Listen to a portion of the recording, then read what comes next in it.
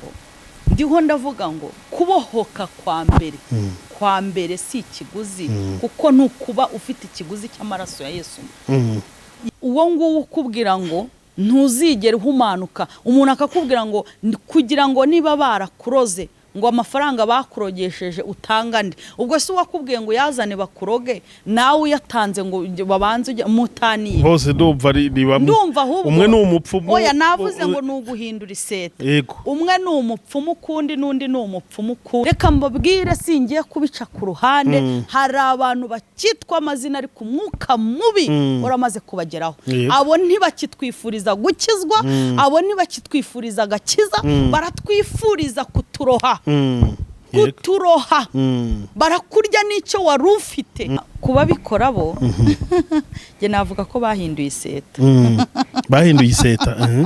bahinduye iseta ni nka kuri umuntu acuruza ibishyimbo byakwanga akajya gucuruza ibirayi yego umuntu agacuruza inyama byakwanga akajya gucuruza ibiryo cyangwa se imyenda nabo rero bahinduye iseta niba bumva ko umuntu akira kuko ari icyo atanze n'ubundi baracyagurisha nk'uko bagurishaga barakiba nk'uko n'ubundi bibaga mani reka njye mvuga iki ese ubu jowe ubu wambwira gute ukuntu ni iki cyari kumpumanura ntacyo ngewe Deborah nta umvugira uburayi ninjye ubwivugira kuko ninjye ubuzi kandi burya nubwo mbuvuga muri ngewe ni bunini Deborah nakoze uburayi mu gihugu cya Uganda ku mugaragaro ntago ari ukuvuga ngo gutya kujya gucuruza ukaza ukambwira ngo tugende nka kubaza ngo nangahe nakoze uburayi mu gihugu cya Sudani nabukoze muri Dubai nabukoze nageze naho ndyamanywaho n'abantu kugira ngo mve mu magereza abo bantu urumva wagiye unafungwa nigeze gukoraho urugendo nshaka kujya i Burayi nshaka kujya i Burayi kugira ngo ngaruke hari abantu bambwiye bati turaryamana kugira ngo uve muri gereza n'indi muri gereza ya Komoro abo bantu bose uzi imyuka bari bafite mibi cyane uzi karande bari bafite uzi imbaraga z'umwijima zari zibarimo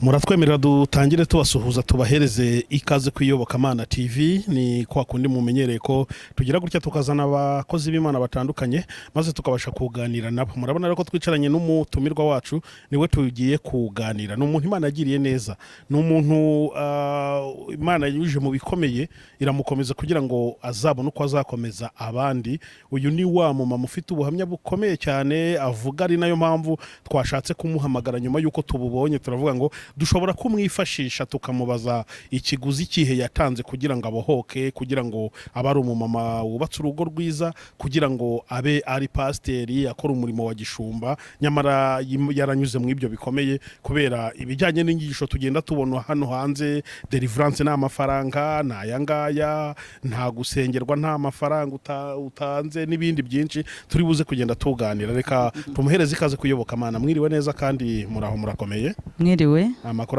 amakuru ni meza tubaha ikaze kuyobokamana TV murakoze muratangira mwibwira abantu badukurikiye kugira amenye ngo ninde tugiye kubana muri iki kiganiro kivuga butumwa amazina yanjye ni Mukamurenzi Pst Deborah nkaba ndi umushumba wa Kizabonwa Prayer Mountain nkaba mpagarariye na Second Chance Ministry hari abajya bayibibona kuri YouTube niho tunyuze ubutumwa Kristo tunyujijemo yego twabonye ubuhamya bwanyu mama Deborah n'ubuhamya bukomeye bw'uko Imana yabagiriye neza ntabwo nshaka turi kuyobokamana ko mugiye kubutanga wenda mu burambuye ahubwo muratubwira muri make Deborah ninde yavuye he yarameze gute kugira ngo bitwinjize kukubaza ikibazo narimbajije mvuga ngo mwabohowe mutanze iki byagenze gute ariko mbere yuko wenda musubiza icyo kibazo murabanza mutwiyibutse we mwiyibutsa abantu kugira ngo basobanukirwe neza uwo turi kuganira nawe Deborah n'umudamu umwe mu badamu Kristo mpamya ko yagiriye neza yego kuko nge ndiho ku bwa Kristo atari Kristo mba narapfuye cyangwa se mba n'undi muntu ntazi uko yari kuba ameze. Nkaba nubatse, nkaba mfite abana 4 nibo nabyaye mu nda yanjye, ariko uretse ko mu rugo rwanjye ngira n'abandi ndera. Nkaba ndi umukozi w'Imana. Mbere yuko ntangira gukora uyu murimo w'Imana, mvuka mu idini y'Abayisilamu. Famiye yanjye yose ni Abayisilamu, nari imfuri wacu. Yego. Abandi bankurikiraga bari 4, bose baje gupfa. Baje gupfa bose bishwe n'uburwayi bwa sida. Yego. Barumuna banjye, mama wanjye, umugabo we, abo bose barapfuye nza gusigara ndi njyenyine. Mvuka ku mugabo wari umugabo wa mubyara wa mama. Urumva ni karande iteye ubwoba. Ni karande kabisa. Mama uwo yari mubyara we cyangwa se nabyita mukuru we. Ndabyumva. Uwo niwe mvukaho. Hari abandi bana rero tuvukana kuri papa. Nibaza ko uwo niwe ngewe wa kera, nge Deborah, nkurira muri ubwo buzima. Ndamukuriramo, nza kuba umwana umwe. Abo bumva iyo bamaze gupfa kujya mu buzima bugoranye bw'uburara, bw'ibiyobyabwenge, bw'imyuka mibi yindi. Nshiduka naje no kwinjira mu mwuka w'uruzerero, kuko nazerereye ubwo buhamya uri kumva ugenda wumva n'uburyo nagiye njya mu bindi bihugu no hirya no hino, ariho haje no kumviramo kuba nakora umwuga w'uburaya. Uwo mwuga w'uburaya ndawukora ku mugaragaro, ngera igihe nza kuwuvamo kugeza igihe naje gukirizwa. Nibaza ko rero mwari mumbajije ngo Deborah nindi. Yego. Ngira ngo wenda muri make abantu baragusobanukiwe, cyangwa wabonye ubuhamya bwawe kuri social media cyangwa YouTube channels zitandukanye. Reka rero twebwe kuyoboka Imana ntituze wenda urambura ubuhamya, ahubwo dukorane ivuga butumwa, wenda bizatugarure cyangwa nawe bikugarure. Ivuga butumwa nshaka rero ko dukorana muri iyi minsi. Hari icyo bita evangelisation de prosperity, yo kuvuga ngo kugira ngo Imana ikugirire neza, kugira ngo ukikubohore karande ibici, wakoze ibyaha byinshi natanga amafaranga menshi, ese wowe watanze ngahe. Ibyo bintu urabikuraho inyigisho, uhugura abantu uko umwuka wera abigushoboza kugira ngo ibintu byose bigende neza. Murakoze, mumbajije ikibazo cyiza. Nibaza ko nta kiguzi umuntu yatanga cyamugira umuntu. Ntacyo. Nta kiguzi umuntu yatanga cyagura amahoro. Ntacyo. Nta kiguzi watanga kugira ngo ugire icyubahiro. Ntacyo. Nibaza ko rero nasubiza igisubizo kivuga ngo nta kiguzi natanze, kuko hari uwantangiye ikiguzi. Amen. Hari uwantangiye ikiguzi, ari we Kristo wantangiye ikiguzi. Ikiguzi navuga natanze ni ukumwizera, nkatura, nkamwakira mu mutima wanjye, kandi mwakiriye kugira ngo ampindure, kuko njyewe ntabwo nari mbashije kwihindura. Nk'ibyo ubwo butumwa nanjye ndabwumva, yuko umuntu akira kuko hari icyo atanze, umuntu akira kuko hari icyo akoze. Ariko ndabwira umuntu unyumva, nta kintu wakora na kimwe, nta kintu wakora kitavuye ku mwuka wera ngo akikuganirize ugikore. Urumva, njyewe Deborah uri imbere yawe ntacyo natanze. Ntacyo natanze kuko nta nicyo nari mfite. Yego. Ntacyo natanze kuko Imana iza kuba ari Imana y'ibiguzi, iba yaramfashe nkifite icyo mfite. Yego. Ariko kugira ngo yerekane ubumana bwayo, yararindiriye mbaho ntacyo mfite. Ntacyo. Niyo mpamvu navuga ngo rero nta kintu umuntu yatanga cyabasha kugura agakiza. Yego. Ntacyo. Yes. Ngira ngo murabyumva cyane, nta kintu yatanze cyabasha kugura agakiza. None inyigisho zivuga ko kugira ukorerwe deliverance, ubohoke, usegerwe n'umukozi w'Imana, ni ngombwa gutanga icyo bita ituro ryo kwihumanuza, ni ngombwa gutanga ibiguzi runaka. Bese ugasanga ivuga butumwa ryabaye nka mpanguhe cyangwa no gucuruza impano z'Imana. Iyo bibonye ubifata gute? Abantu se babikora wenda bakurikira bene izo nyigisho bakanabishyira mu bikorwa, urabaha ubuhe butumwa wenda uhereye ko nawe wari uri huboshye, uri indaya, wanyuze mu bintu bikomeye mu bihugu bitandukanye, mu buhamya bwawe harimo ibintu byinshi cyane, nyamara Imana ikaba yarakubohoye, wavuyemo umumama mwiza cyane uri mu rugo rwe, wavuyemo umukozi w'Imana uri kwigisha abantu b'Imana bagahembuka kuri Second Chance Ministries no mu bundi buryo butandukanye. Ni iyihe nama ni biki ubwira abantu bumva bene izo nyigisho wenda uburyo bakwiye kujya bazuma no kuzitondera? Nkuko nyine Imana ijya kumamagara ikavuga Second Chance Ministry cyangwa andi mahirwe, n'amahirwe ya kabiri, n'andi mahirwe yego. Mbere y'ibindi byose uyu muntu ubundi wabanje, mbere yuko bakubwira ngo ugire icyo utanga, urabanza uri kwiyumvamo andi mahirwe ubundi. Yego. Wabanje kubona ko gukizwa ari andi mahirwe ugiriwe, kuba umwana w'Imana ari andi mahirwe ugiriye, hama kuba bikora bo nge navuga ko bahinduye iseta. Bahinduye iseta. Ni nka kuri umuntu acuruza ibishyimbo byakwanga akajya gucuruza ibirayi. Yego. Umuntu agacuruza inyama byakwanga akajya gucuruza ibiryo cyangwa se imyenda. Nabo rero bahinduye iseta. Niba bumva ko umuntu akira kuko ari icyo atanze, n'ubundi baracyagurisha nk'uko bagurishaga, barakiba nk'uko n'ubundi bibaga. Mani reka njye mvuga iki? Ese ubu jowe ubu wambwira gute ukuntu ni iki cyari kumpumanura? Ntacyo. Ngewe Deborah nta umvugira uburaya, ninjye ubwivugira kuko ninjye ubuzi. Kandi burya nubwo mbuvuga muri ngewe ni bunini. Deborah nakoze uburaya mu gihugu cya Uganda ku mugaragaro, ntabwo ari ukuvuga ngo gutya kujya gucuruza ukaza ukambwira ngo tugende nkakubaza ngo nangahe. Nakoze uburaya mu gihugu cya Sudani, nabukoze muri Dubai, nabukoze nageze naho ndyamanywaho n'abantu kugira ngo mve mu magereza. Abo bantu urumva wagiye unafungwa. Nigeze gukoraho urugendo nshaka kujya i Burayi, kugira ngo ngaruke. Hari abantu bambwiye bati turaryamana kugira ngo uve muri gereza, nayo ndi muri gereza ya Komoro. Abo bantu bose uzi imyuka bari bafite mibi cyane, uzi karande bari bafite, uzi imbaraga z'umwijima zari zibarimo.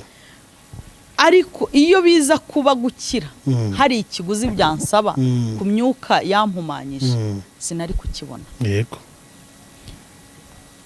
Uzi kuvuka ku mugabo wagiye kuryamana na mukuru we, ikibazo. Urumva iyo karande, urumva uwo mwuka, ukavuka ahantu bajugunya bagira gute bagira, urumva umwuka wari undiho.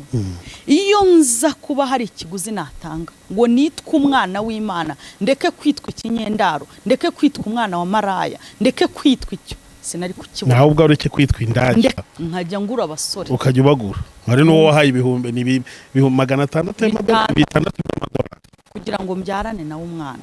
Urumva umwuka, urabyumva? Iyo nza kuba hari ikiguzi natanga kugira ngo mpinduke umugore mwiza uyu bari kureba, ndeke kwitwa umugore w'ikirara, nkundwe. Ariko nk'abantu mwe bandebuza umugabo mfite waramubonye. Iyo biba ari ikiguzi natanga ntabwo nari kumubona. Iyo haba hari ikiguzi cyatuma nkora ubukwe, ntacyo nari kubona. Mu yandi magambo ndiho ndavuga ngo kubohoka kwa mbere si ikiguzi, kuko nukuba ufite ikiguzi cy'amaraso ya Yesu yatanze, kuba ufite Kristo muri wowe. Yego. Ukamwakira, icyambere aguha n'amahoro. Uzi urumogi nanyweye? Buriya mwagwaga nanyweye urumogi ku buryo ku munsi nanywaga amaburi 10. Ye? Yesu we. Amaburi 10. Nanyweye za kokayine, nanyweye za heroine. Uyu munsi kuba ntari umusazi, si uko ntabonye ibimenyetso byatuma sara. Sarishijwe n'ibiyobyabwenge. Niba karande cyangwa imyuka mibi ariyo yasaza umuntu, hakaba hari ikiguzi umuntu yatanga ku buryo uyu munsi nsinzira ntanyweye kokayine, ntanyweye urumogi, icyo kiguzi nari kugikura. Ibyo byose byambagaho ni imigozi yari imboshye. Imigozi yari imboshye ni iyihe? Nuko nari ndi mu isi y'umwijima. Yego. mama none bene izo nyigisho se ujya uzibona zisaba abantu gutanga amaturo kubohorwa mbese kuvuga ati udafite ituro ntuzatinyuke kumpamagara uramenye ati njyewe ati Imana yantumye ngo mumpa amafaranga narabyimikiwe bimeze gutya na gutya. Izo nyigisho wenda urazibona yuzibonye ukurikije aho Imana yagukuye ubifata gute? Ese ko hari umuntu wenda ubabaye nkawe uri mu gahinda uri mu byaha uri mu ameze gutyo nyamara akaba afite umutima kuvuga ati ndumva nagaruka nakubitana n'inyigisho nk'iyo ngiyo akaba nta n'ubushobozi afite bizagenda gute? Mu Kinyarwanda hari ikintu bajya bavuga iby'abapfu biribwa n'abapfumu. Nibaza ko umuntu nawe uri gutanga ikiguzi ntago aramenya ukuri kumubature. Umuntu uri gutanga ikiguzi ntabwo ahubwo azi uwo ari kubwira kuko Kristo hari ikiguzi yatanze. Uwo nawe uri kugisaba we sinzi icyo navuga, ariko ndavuga uwo muntu bari kubwira ntago aramenya neza icyo uriya muntu ariko amushakaho. Ubutumwa ari ubw'abantu bafite amafaranga. Deborah ntabwo mba mfite. Nta kuba ufite ubutumwa agakiza kagurwa arakagurano yego ntako. Kristo ntabwo yadusigiye ibyo numva amazu amamodoka ibiki. Kristo yadusigiye amahoro. Niko bimeze urumva. Rero hari abantu baruhijwe. None se reka nkubwire ejo we njyewe nagize amafaranga. Niba kuko Agakiza ari amafaranga sinzi icyo nayo kuba ntago nayo nzi icyo nayo kuba nyijejwe. Nagize amafaranga kuko ubwo burana nabonye amafaranga yego. Nararanga n'umuntu ku madolari 100 hama umugabo yaza nkamubwira nti banza umpa amafaranga. Giye niko nabwiraga umuntu wari banzu yame just pay me first. Urumva amadolari 500. Ubwo se nubwira umuntu ugiye kumusengera ukamubwira ngo banza wishyure, ubwo urumva atari seta yahindutse gusa. Ni indaya yo ni igisambo cyitwaje Imana. Banzu nyishyure kugira ngo nkusengere. Banzu nyishyure kugira ngo turarane. Banzu nyishyure kugira ngo dukorane. Banzu nyishyure kugira ngo nkushakire inzu. Ndi umukomisiyoneri. Ese Imana ifite abakomisiyoneri? Abo ndumva ari nk'abakomisiyoneri. Ni ikibazo. Banzu nyishyure kugira ngo nguhuze n'Imana. Dufite umuhuza witwa Kristo. Iyo kabari ako kugurwa hari abantu baba batarakabonye yego batarakabonye cyane rwose yo. Hari ubwo numva ngo ituro ryo kwihumana ryo kwihumana. Deborah nibyo narindi kukubwira. Umuntu yaraza nkamuga ngo banze nyishyura amadolari 500 kandi akayama yego. Hari umugabo twagiranye ni kontra urabanza umpa amadolari ntago yarambwiye ko arwaye. Arambwira ngo tujye tugendana kugira ngo utajya mu bandi bagabo nzamwishyura amadolari 1000 ku munsi every morning. Yes, yanyishyuraga $1000. Yageze aho kugira ngo andinde ampa escort 2 ampa ijipi. Haryo ubwo sibyo bya bindi nubundi sitanga yego. Si jipe escort ntago nishyuraga indege nge. Nakoraga ubucuruzi bw'byuma by'amamodoka. Icyo genza no kubivamo nandi muri Sudani nabukoraga ibintu nkajya kubiguraho bita muri Uganda nkabizana mu kirwa cyitwa Marakari. Ntabwo najyaga nishyura indege kuko uwo muntu yari umuminister. Sinishyuraga indege kubera izina. Sinishyuraga ubwato, sinishyuraga imisoro. Hari ibintu bimwe bagusonera cyangwa se bakurekera ugasanga ku munsi mfite nk'amadolari 20,000 amadolari. Hari bya cyagihumbi bama hari ayo ncuruza mu cyumweru mfite nk'ibyo 20,000. Icyo gihe nayo mfite mu myaka 25 iyi Imana ibari y'amafaranga ntiyari kumfata icyo gihe. Yari kugufata icyo gihe nari nyafite. Yahengereye yari ibizi kuri buvuge $1,000 ntakira. Yari ibizi kuri buvuge $5,000 by'amadolari mfata. Yari ibizi, Imana yari ibizi, ariko kugira ngo igaragaze ubumana bwayo igivuga ngo ibibwiriza by'ibipfu nibyo nkirisha kugira ngo abanyabwenge bahinduka baswa. Amen. Ntangiye gufashwa. Urumva? Kugira ngo ubwenge bwabo bukubitwe hasi. nta kiguzi na kimwe watanga cyagura umunezero n'amahoro. Yego. None mama we ni umuntu uri kureba kino kiganiro ashobora kuba atararebye ubuhamya bwose cyangwa wenda ako gace impamvu nkakubaza nuko gahuye n'icyo turi kuganira. Uwo Deborah wari umeze gutyo, Deborah wari indaya, Deborah wanyuze muri ibyo bintu byose, Deborah wangaga ibiyobyabwenge, Deborah wari umeze gutyo. Imana yamufatiye yakiriye agakiza gute?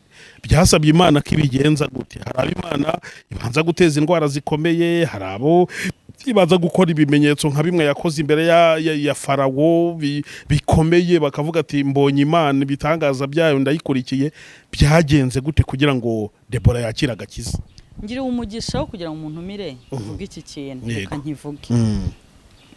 Imana hari ibintu igivuga ngo urabikora nka kwihorera ikagira ngo uhwanye nayo, ariko nta muntu uzigera anganya ubwenge n'Imana.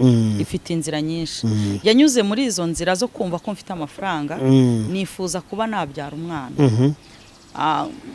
amafaranga yafite reka nigurira umwana wanjye nigengaho. Iyo nzira n'Imana yanyujijemo, ntanga n'amafaranga mbona umwana. Umva byandi bavugira ngo batanga amafaranga babona agakiza, nge nayatanze kugira ngo mbone umwana. Yandi 6,000 by'amadolari ni ubwo niyo cyangwa hama naje kubona wa mwana nkimara kumusama naje kurwara kuko iyo si y'amafaranga yabanza nuko ibaho nta byishimo igira.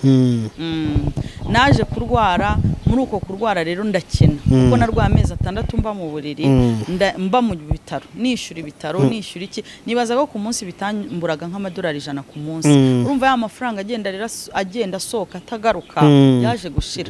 Yaje gushira visa yaramaze kundengana, nandi mu gihugu cya Sudani, noneho nifuza gutaha. Naje gutaha ni wacu Rwanda. Mpageze rero dore ubukene ngo burankubita, kwihisha babantu bakuzi ngo uri Dubai uri hehe ndakubitwa, kwihisha biza kurangira njya kwihisha ahantu mu cyaro irw'inkwavu.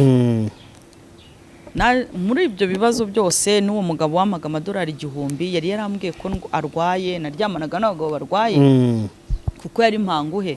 I give you my life, you give me your money.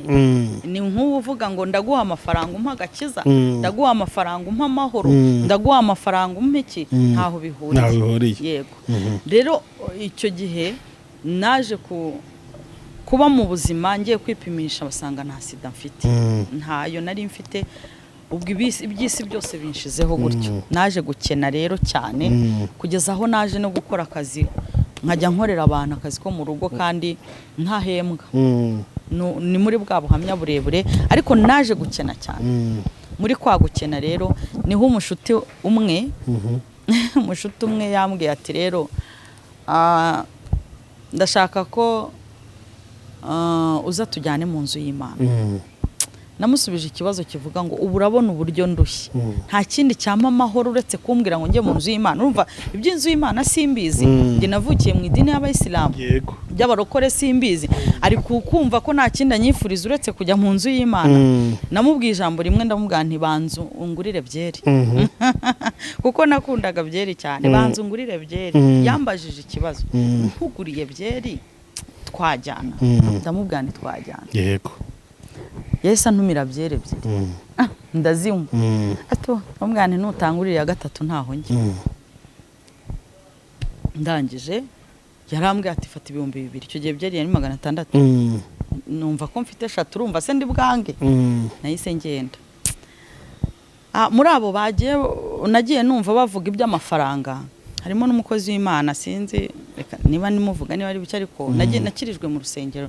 Namenye Imana aho mu rusengero rw'umugabo umwe witwa Yongwe. Apotre Yongwe Joseph. Yego. Niho nagiye ngezeyo nsanga icyo gihe hari igiterane. Icyo giterane nakuruwe n'ijambo hari ry'undi muhanzi witwa Gatewo. Bose babireba havuga ngo niba bazacukura ibyobo bakabashyiramo, bazajya bagucukurira Imana izisibe. Noneho ngiye nabyise ngo insina. kubera umubabaro nari mfite n'iki numvaga hari abantu n'ibintu ndi butabi nijoro jambo namubajije nti uwo muntu ni wa wundi waririmbye indirimbo ngo bazacukura ibyo bateremo insina ati tugende hari ibintu nanjye ndi bucukurekiremo urumva ikintu cyankuru Imana yacu ni umutima icyo ishaka gusa yigereho nizi ikikora nageze muri urwo rusengero rero nageze urumva nasinze narebeshaga ngeze nsanga bari gusimbuka bari guhimbaza nkabona sinzi ibyo barimo noneho protokole irebye ukuntu nakubise kora n'utuntu iticara hariya nibuka ko naramubwiye nti we giye no mu kabari nicara imbere protokole yanga kunjyana imbere ariko naramubwiye nti nicara comptoir ndabyibuka rero ko uwo mugabo ari we apotre yabajije ikintu cyabayeho kuko abantu bose bari kundeba bashungereye kubwo sinzi ibyo bamubwiye ariko banjyanye imbere nagezeyo nta muntu wambwirije nta muntu wanyatuje gusa baranabwirije simbyibuka ibyo babwirije nibuka gusa ko hari umuntu witwaga David ahubwo barabyina noneho urumva ko nabaye mu buzima bw'akabari n'ubuzima bw'amabwate ntabwo nzi uburyo Imana yabigenjeje mu mutwe wanjye numvishemo za ngoma nabyinaga niyo mpamvu Imana izi ikigukurura yego Imana izi icyo yakora wowe ukabohoka ntabwo ari sinzi ntabwo ari umuntu Imana ibohora umuntu ahari Imana narabyinnye sibyo narafashe hari ibyuma ndamanuka ndazamuka kuko muri nge nari numvisha ibintu bisa nk'ibyo nshaka urabyumva niba barabyinaga ngo Yesu ni umwami niba barabyinaga izihe njyana simbizi ariko iyo ari mu mutwe wanjye niyo nabyinnye nta bintu numva ndabikunze mbwira umuntu twajyanye ndamubwira nti uzongera kunsiga muri ibi bintu Imana izaguhane ese wabikunze nti ejo nzakujyana ahandi uko niko nagiye mu nzu y'Imana uko niko nabohotse ndavuga se abantu ijambo namubwiye Joy umuntu ashobora kubyinira ubuntu uzi ko mu nzu y'Imana mubyinira ubuntu we buriya ntago batwishyuje se hatireka mukabyina kuriya ku buntu uzanjyana ahandi turebe ntago numva ko nagiye muri boîte bishyura njya muri January bishyura njya mu maboîte bishyura niba abantu rero binje uwo munezero numva uraje ya mahoro nari narabuze bya bintu numva ndanezerewe cyane Deborah handi nagiye rero Imana yamfatishije ubuhanuzi imfatisha ubuhanuzi umuhanuzi anyura havuga ibyanjye ati ninjye waguzengurukije amahanga ninjye byagenze gutya ninjye byagenze utariko nkorera utankoreye wasara Deborah numva muri nge ndatsinzwe yewe nikubita hasi iyi Imana imenye ibyanjye nkora iki batikizwa nuko nakijijwe nuko wagijijwe uko niko nakijijwe umukozi w'Imana uraho aravuga ngo Imana irambwiye ngo akira Bibiliya arayigu amereza Bibiliya ati kandi uzavugira Imana jowe nago nagiye kure nahereye aho uwo duhuye ninjye nakijijwe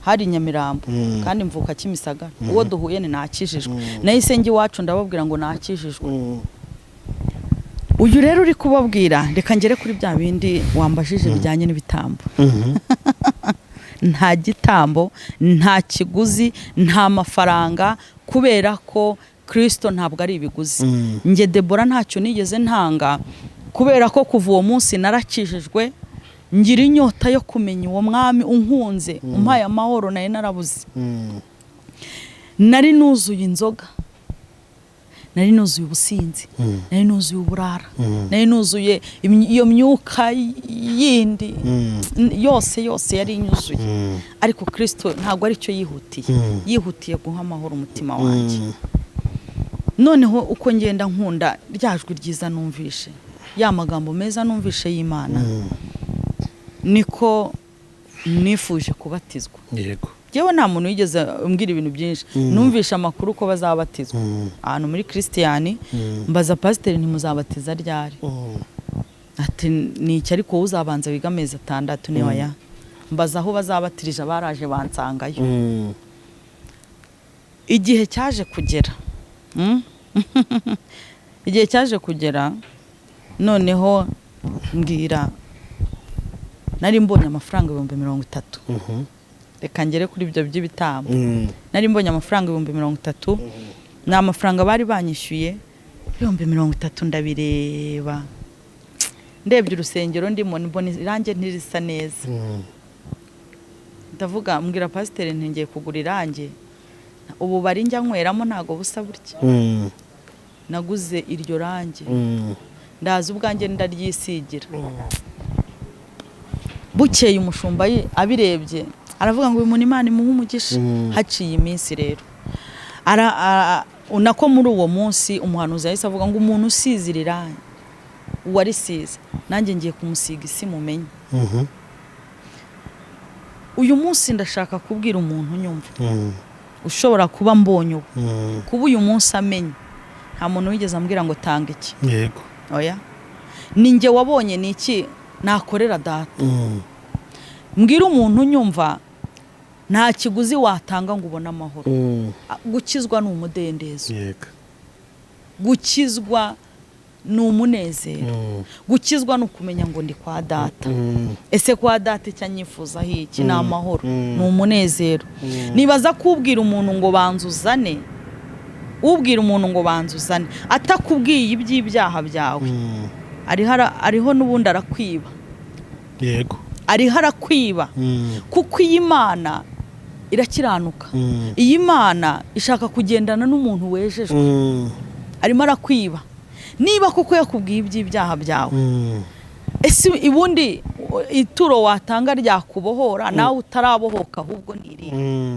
nibaza ko umuntu yamaze kubohoka ahita icyambere amenya ko ibyo atunze byose ni ibyasi ibyo atunze byose ni iby'umwami we igihugu arimo gitandukanye n'icyo avuyemo igihugu yararimo nicyo cyamubwiraga ngo zana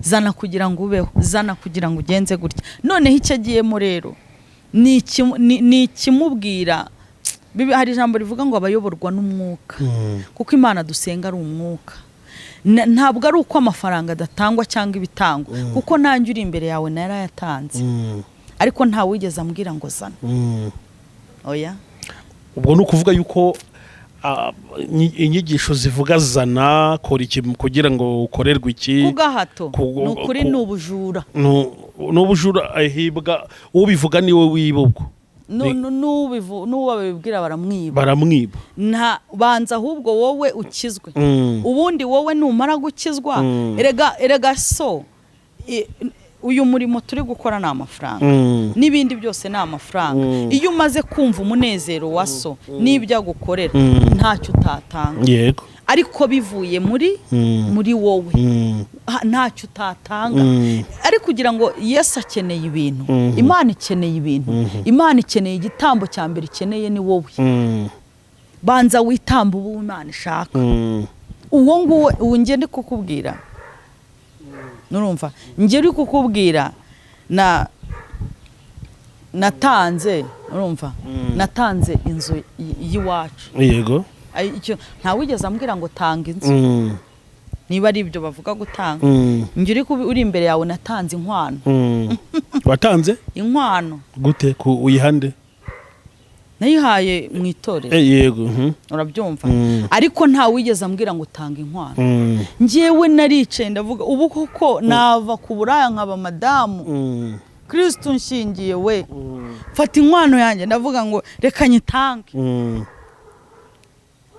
yego niyo urugo rwanjye rugize ikibazo gutanga inkwano wafashe inkwano bagukoye uyitanga mu nzu y'Imana nta mama nta data numvisha ari Kristo ukubereye babye umubyeyi izi nkwano si ubundi ko umukobwa zifata akaziha papa we umukobwa ko zifata akaziha mama we umukobwa ko zigura igitwikurura ni iki cyandutira ko data nkuye ku muhanda nkaba ngiye kwitwa madamu ni iki cyaruta ko karitsiye mvukamo aho nararaga mu mukoki abantu bose bankuyeho kubera droge bose bagiye kumbona mu gatimba niki cyaruta ko data anyemereye akambara agatimba aho nambaye ubusa ndindaye niki data we akira inkwano niwo binkoreye nukuri ku bushake bwawe bwanjye ntawe ubigutegetse bwanjye uyu uri imbere yawe narabyutse mu gitondo ngira Imana ntubuse nguhiki koko papa nguhiki ntacyo mfite nguha ariko ababyeyi banjye bamaye izi nzu ndabyatuye ndazikwihereye y'ababyeyi ongeraho iyo nirarurije iyo nararuje Uganda iyo nararuje Sudani iyo nararuje Dubai iyo nararuje iyo si imyuka yampumanyije ibyo byose umuntu yaza kumbwira ati tanga biriya bintu kugira ngo ukizwe ubona amahoro ubona urugo ubona iki nari kubona iki ntacyo muntu uri kunyumva rero nta kintu watanga kugira ngo ubone agakiza nta n'icyo watanga kugira ngo ubone uhumanuke nta n'icyo watanga kugira ngo ukizwe cyo kora icyo watanga kugira ngo ibyo byose ubibone ni umutima wawe ngira ngo ni isomo rikomeye cyane ubuhamya bwe abuhuje n'inyigisho yashakaga kuguha wowe uri kureba kino kiganiro ababigisha rero bigisha bene izi nyigisho nungira ngo nuko birinda rero cyangwa no kwirinda izi nyigisho zimeze gutyo erega reka mvuge niba uri numvishe erega n'igihe nigize kumva ngo umushumba umushumba ngo arabanza ngo abone ibi ngo abone amafaranga ngo abone ibi ayiwe hoye ntabwo Yesu yaza kudutuma amafaranga niyo yari kudusigira Yesu yadutumye intama kugira ngo zibone amahoro kuko isi nta mahoro ifite yego urabyumva iyi si umva nararaga mu kabari mfite 2,000 by'amadolari ariko sinari mfite amahoro iyi si nta mahoro ifite yego iyi si nta mahoro ikwifuriza uwo nguwo ukubwira ngo ntuzigere uhumanuka umuntu akakubwira ngo kugira ngo niba barakuroze ngo amafaranga bakurogesheje utangande ubwo se wakubwiye ngo yazane bakuroge nawe uyatanze ngo babanze mutaniye bose ndumva umwe ni umupfumu oya navuze ngo nuguhindura iseta umwe ni umupfumu kundi nundi ni umupfumu kundi ntazi imipfumu rega hari ijambo ry'Imana njya nkunda ngo nuko umwuka mubi uvuye ku Mana nguramanuka uraza ujya kuri Sawuli ngo ariko Imana ngudi mwuka mwiza nawe ujya kuri Dawidi reka mbabwire singiye kubica ku ruhande hari abantu bakitwa amazina ariko umwuka mubi uramaze kubageraho abo ntibakitwifuriza gukizwa abo ntibakitwifuriza agakiza baratwifuriza kuturoha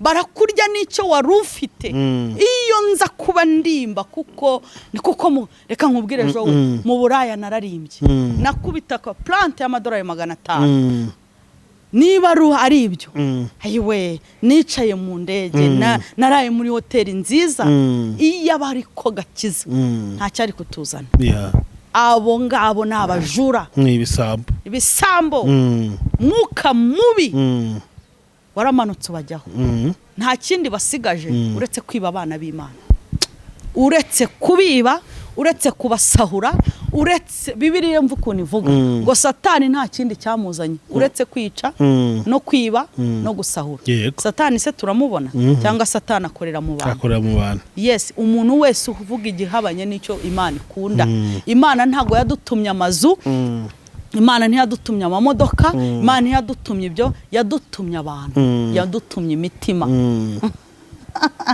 urumva none se jo urabona nsa nabi ntabwo usa nabi ubu se ufite fresheri rwose uzansange no mu rugo mba mu nzu nziza none se ugira ngo njya nabi oya ariko hari ikintu kimwe ndusha abona asize mu isi y'umwijima ndabarusha amahoro haleluya Imana yabwe icyubahiro yego rero ikintu cyose gishobora kukubohora nukubanza ukamenya uhubwo ubohora uyu muntu Deborah uri imbere yawe sinakubohora niyo wafata ibyisi byose ukabifata ukabimpa sinakubohora Imana itaje muri nge ngo inkoreremo niko bimeze banza ushaka kubohora numara kumwemera we umva Imana iza muri wowe ikakubwira ngo kora iki abanzi bose hano mu Rwanda baranzi umuntu azajya mvuka dore mvuka Kimisagara nahakoreye umurimo buri wese aranzi niho navutangiriye kuvuga uburara n'uburaya bwanjye